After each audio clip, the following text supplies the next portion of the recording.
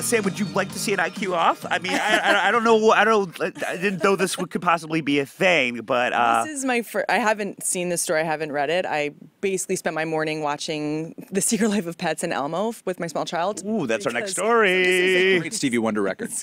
Oh, guys, I hate to cut you off. Oh, yes. Ding, ding, ding, ding. Lauren Sivan, it's Bill Schultz. How are you? Hi there, Bill Schultz. I am with one Samantha Judge and Matt Welsh, two people that you already know, unfortunately. I sure do. Hi, guys. Lauren. So, Lauren, what's been going on? What's up? What's new? Not much. Not much? Not much. Okay, guys, coming up, we're going to have, I can't thank you enough, Lauren, for coming on. I know it's been an interesting couple of days, and this has been a hell of a media blitz. How have you been doing as far as creating awareness is concerned?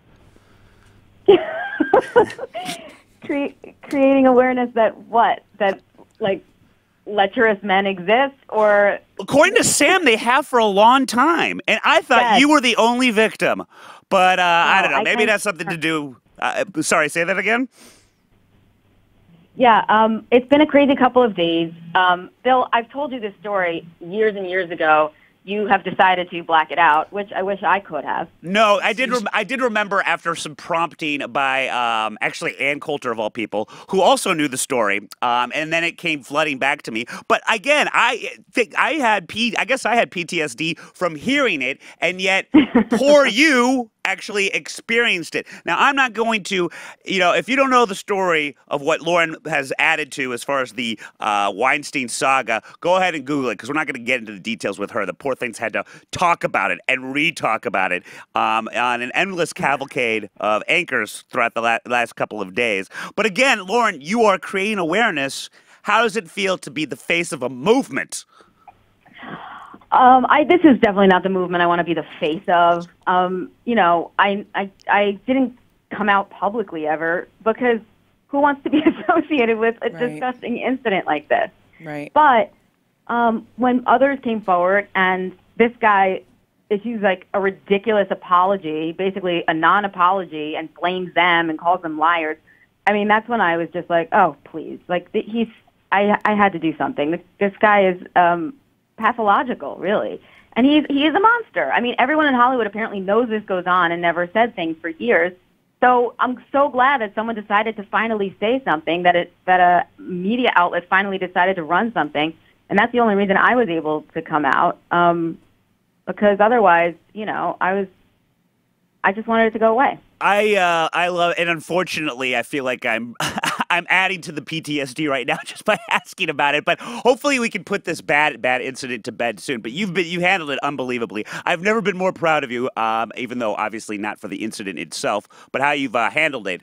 I have to ask. How dare you, Bill? I think I handled that incident as well as anyone could possibly handle. Absolutely, yeah. By not handling anything. Exactly. No, that's but you have, and it doesn't matter. Like I love the fact that it's come to this, and I love the fact that he's actually going down. Thanks a hell of a lot to you. And I will also ask this, just out of curiosity. There's been one part of this whole story that I have not been able to make heads or tails of, because as you know, Yashar called me to get your phone number, and as you know, I am so unobservant and so not a reporter. I don't think I'm legally allowed to call myself that. It did not even occur to me to ask him why he was calling you. Now, what I wonder, I don't belong anywhere, much less in front of a mic or typing anything, vowels for that matter. But how did Yashar know about this story? That's what I never understood. Well, Bill, I had thought he called me because you told him the story, because I knew I had told you. So we don't know. I had no idea. I honestly thought, oh, he's probably going to ask her about some new Fox News story that I'm already tired of as far as harassment charges or something like that is concerned. It never occurred to me to ask him. Again, because I'm retarded. But I thought, was there a third party that told him about this story? And that's why, I guess. I don't know, but what happened was me and Yashar were texting back and forth when the story broke about Weinstein. And I had assumed that you had told him the story, which is why he contacted me and then asked me, like, oh, wow. I didn't. Then I realized once we started texting and really getting back and forth, I said, he goes, oh, my God, I had no idea. And I was like, wait, what? That's why you're contacting me. So he basically dug it out of you via a series of texts? I mean, he didn't dig it out of me. Like, frankly, I was willing to tell this story to anyone who would listen. I mean, this wasn't a well-kept secret of mine. I told everyone. I just never went public with it. Right. But any time Weinstein's name came up, I was like, oh, I got a Weinstein story for you. You know? And we were just talking about that, and I was like, oh, I bet you so many more people are going to come out. And he's like, I know, you know, but it's hard in Hollywood. I'm like, yeah, well, it happened to me, and I'm not a actress. Hey, and Lauren, then, on that exact tip, we were talking earlier about this case, and beyond knowing you personally, one of the significance is that you're a fucking journalist, right? If you felt brazen enough to do this in front of a journalist. So my question to you is, in even talking about it personally with other people, have you ever heard of or even read about other journalists being subjected to the same thing? And as a related question, I'm sure you've seen the Seth MacFarlane clip where they're announcing the Oscar picks and all the best actresses, and he says, now these people don't have to pretend that Harvey Weinstein's attractive anymore. And it was in front of a room full of journalists who all laughed and applauded. How much of a quote unquote open secret do you think this was among Hollywood journalists? Among Hollywood journalists, I think a lot of people knew. But to be clear, Matt, I did not meet him as my capacity as a journalist. I met him at a dinner party. Like, I wasn't working or anything. Right. We had just sat down and struck up a conversation, and I told him that I worked in news. And he told me, oh, you know, I watch my local Channel 12 in Connecticut all the time. And we were talking about presidential history and, you know, different world politics. So it all seemed on the up and up to me. And I've never heard of him pulling this off on another reporter. But then again, like I said, I wasn't working in a reporter's capacity. It wasn't like I had gone to his hotel room to interview him. He knew who you were and what you did, and he felt like, yeah, that's fine. Anyone can do this in front of a reporter. I wasn't on CNN. I was, you know, a local news reporter on Long Island. It was like, who's going to believe me? And wait, but you did have your face on a helicopter, correct? I didn't have my face on the helicopter. Why do I keep telling this story? Anyway, you guys, she had a face on the helicopter for News 12. On the wall at News 12. That's what you're conflating two things. What I've been told is that Lauren has a face on a helicopter at News 12, and I was very impressed with that. That's the first and only person I've ever known with the face on the helicopter. Lauren, what's been the most surreal thing so far in this whole process? You know, the most surreal thing, and I do this all the time in my job, but when I'm on the other side of the camera, in this case where I'm being interviewed, it's the most awkward, horrible thing. You know, when you're a reporter and you have to put like a news package together, and you need B-roll of the person you're profiling or doing the story on. So you usually ask them, like, can you just sit at a desk and like pretend to be working, or can you just walk down the hallway, and, you know, just so they can get some video of you doing things. But in this story, you know, what are they going to make me do? Like, I didn't work at any of the places they were interviewing. Just walk down to the basement of a restaurant, say, and... Can you sit next to this potted plant? I'm so glad you said it, Lauren. Can you, like, gaze out the window like you've really seen some shit?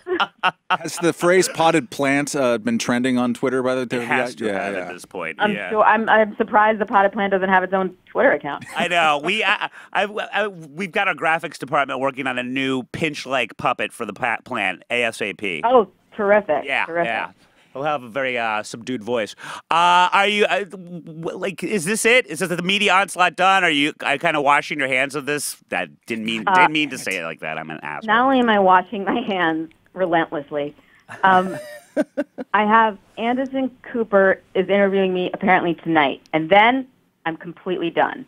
No more interviews. This is your farewell tour. And you know what? Here's the good news. I think Anderson Cooper is not going to be too harassy.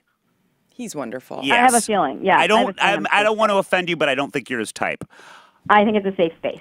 Lauren, I have a question for you. How do you feel about how the men are handled? I mean, obviously it's amazing. I don't know if it's obvious, but it's amazing how women are banding together. Everybody's coming out. People that aren't expected to come out are coming out. What do you think about the men, like Ben Affleck and Matt Damon, being silent?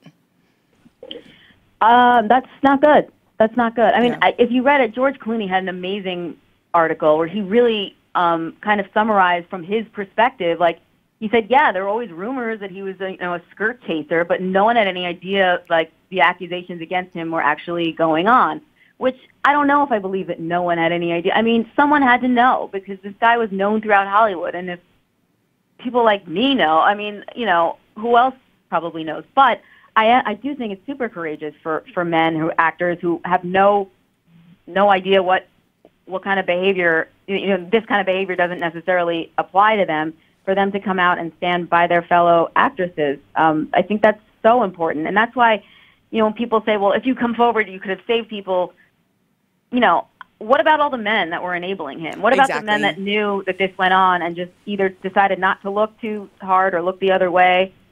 That's what we need more of. Like, well, it's victim aware men. Yeah, Matt brought up a great point of just how little spotlight has been put on the enablers, many enablers that he no doubt hires. That I think on one level, on one level, I think it's like, as far as enablers go, like with assistants and whatnot, like they're in positions where they're hoping to get someplace. They have something invested. They have a career that they're concerned about. I mean, much like the women that he was abusing, they're afraid to come forward. Right. But as far as the other people, like his co-conspirators, I mean, there's no way that he signed those checks himself, that the other men on the board, I mean, we heard Trump with with Bush. There, I mean, the locker room kind of conversation, I'm sure, was happening often, and these people aren't talking, and I think that that's a discredit to them. Yeah, and that was a discredit to our audio right there. I don't know what happened there.